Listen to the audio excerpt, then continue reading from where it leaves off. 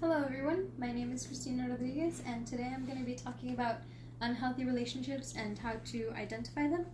The reason why I chose this topic is because October is known as National Domestic Violence Awareness Month, and that's going to be coming up in about a week, and also because this is actually a very personal topic for me. I was actually in an abusive relationship at one point. It began in my senior year and it continued on through my entire senior year until a while after my graduation. It wasn't until I moved halfway across the country to study in Vermont that I was actually able to end that relationship. And this is an important topic to me because I understand that if someone had come up and talked to me, or if I had recognized those red flags earlier, I probably would have terminated that relationship a lot sooner. It's important to begin the speech by saying that abuse doesn't discriminate. It doesn't see gender. Men can be victims just as much as women can be, and women can be abusers just as much as men. And it's really important to understand that abusive relationships don't always mean that the man is being abusive to the woman.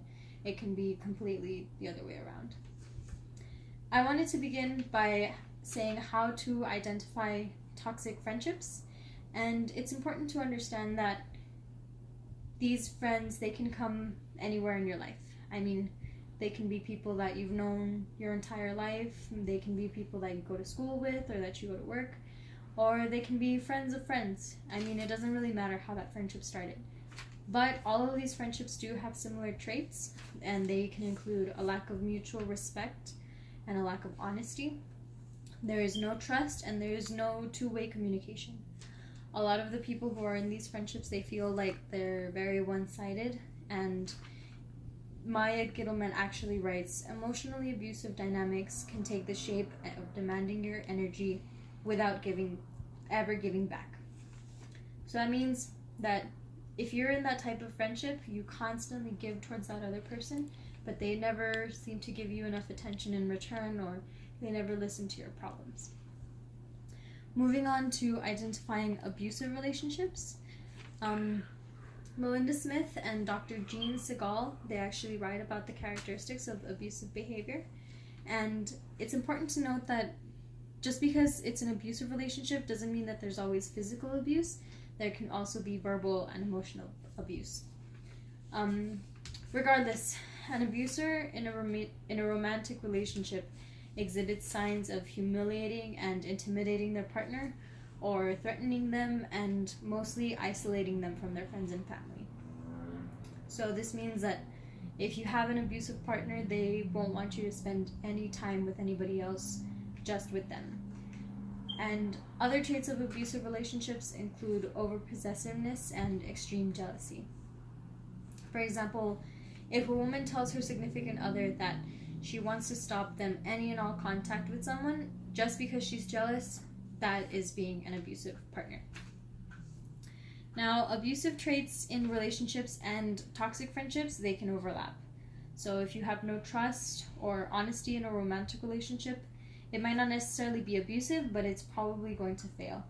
Likewise, if you have a toxic friend who is constantly texting you or humiliating you or disrespecting you, then that person is abusive. Recognizing these signs is just the first step.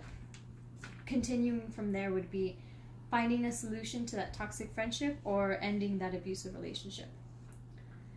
Now, fixing a toxic relationship, or a friendship is possible. In a harmful relationship, you may feel the friend is insulting, critical, needy, petty, or selfish, writes Jessica Ferger. However, there are some ways to fix this type of friendship before deciding to end it completely. One method is to set boundaries and limits. So say your toxic friend does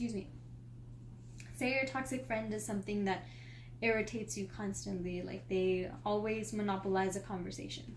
You can set the boundary by saying, you know what, if you're just going to be talking about yourself the entire time, then we're just not going to talk that much anymore. And if they decide not to honor that boundary, you can take a break. You can say, you know what, I'm going to take a break from this person and not talk to them, not interact with them. And if all else fails, you can simply walk away. I mean, However, if you do decide to end that friendship, there should be no room for misinterpretations, only a clear line of communication saying, we should not be friends anymore. Ending an abusive relationship is much more complicated than ending a friendship or even a healthy relationship. There are some measures that people need to take to make sure that their safety is not compromised.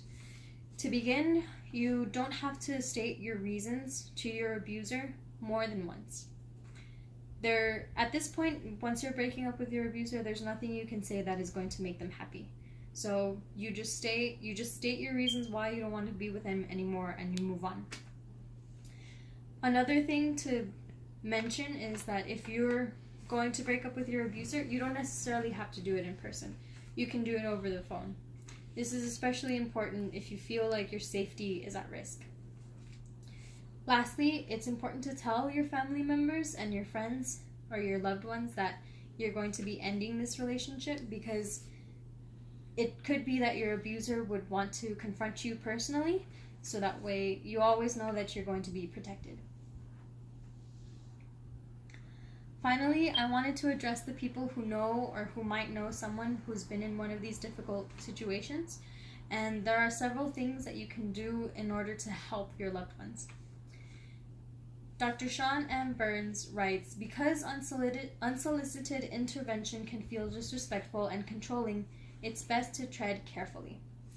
This means that if you're addressing someone who might be in an abusive relationship, you should do so gently and without judgment. It's important that the victim feels safe and comfortable.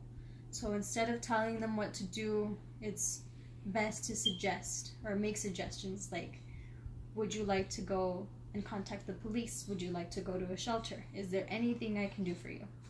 And it's also important to make sure that the victim understands that it's not their fault. And there are some things that you should just never say to a victim of abuse, such as, why would you make them mad? Or what did you do to cause problems? That's victim blaming, and honestly, it shouldn't be allowed because, like I said, abuse is never the victim's fault. In conclusion, people deserve to have positive people in their lives. It's important to know that positive people contribute to your happiness. Identifying those toxic traits such as neediness and disrespect, as well as abusive characteristics such as possessiveness and jealousy, and even violence, are important in order to begin the process of fixing or terminating those relationships. If there is someone in my audience who has experienced this behavior, I want to mention that the National Domestic Violence Hotline is 1-800-799-7233 and is available for both men and women. But the message I really wanted to end this speech is with actually a question. And it's, are you an abusive person, or are you a toxic friend? If you recognize yourself with any of those characteristics of an abuser, it's not too late to turn your behavior around. Todd Foley wrote that emotionally abusive marriages can change by helping the abuser examine their worldview and their perspective. This means that with counseling and with an open mind and a willingness to change, there is no reason why abusive relationships should continue. I knew that at one point I was being a toxic friend, and I recognized that in myself, and I said that I did not want to be that type of person anymore, so I changed.